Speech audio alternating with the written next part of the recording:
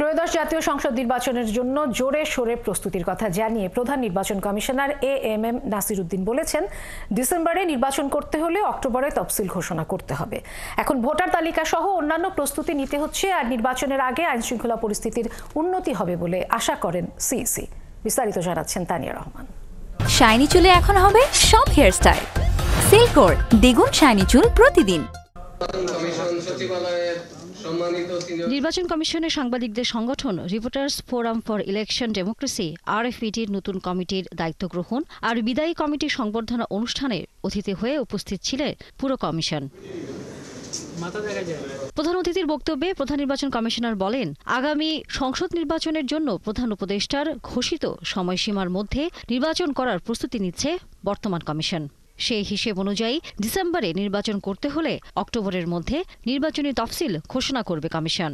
Election ডেটের প্রায় অন্তত 2 মাস আগে শিডিউল ডিক্লেয়ার করা লাগে। যদি ডিসেম্বরে হতে হয়, আমাকে অক্টোবরের মধ্যেই শিডিউল ডিক্লেয়ার করতে হবে।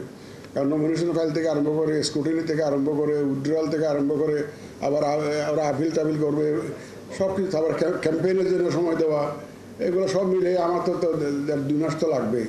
সুতরাং ডিসেম্বর হতে গেলে আমরা তো অক্টোবরের মধ্যে শিডিউল ঘোষণা করতে হবে, যদি ডিসেম্বরে হতে হয়।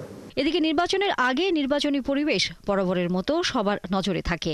বর্তমানে দেশের আইন শৃঙ্খলা পরিস্থিতির অবনতি হলেও সিইসি আশা করেন নির্বাচনের আগে এ পরিস্থিতির উন্নতি হবে। আমরা মনে করি যে ডিসেম্বর আস্তে আস্তে থিংস উইল সেটেল ডাউন।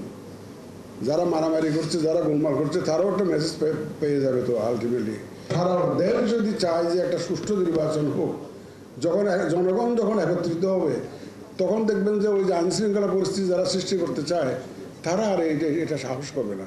এবং আমরা by the time election date comes, আমরা ইনশাল্লাহ আপনাদেরকে সাথে নিয়ে এমন একটা জোয়ার সৃষ্টি করব, মানুষের ওই বুট ছাড়া আর কোনো জিনিস চিন্তা থাকবে না। একথা জানিয়ে সিইসি বলেন, নির্বাচন নিয়ে যে রাজনৈতিক বিতর্ক চলছে তাতে বর্তমান কমিশন পড়তে চায় না, কারণ কমিশন কারো এজেন্ডা বাস্তবায়নের জন্য কাজ করছে না।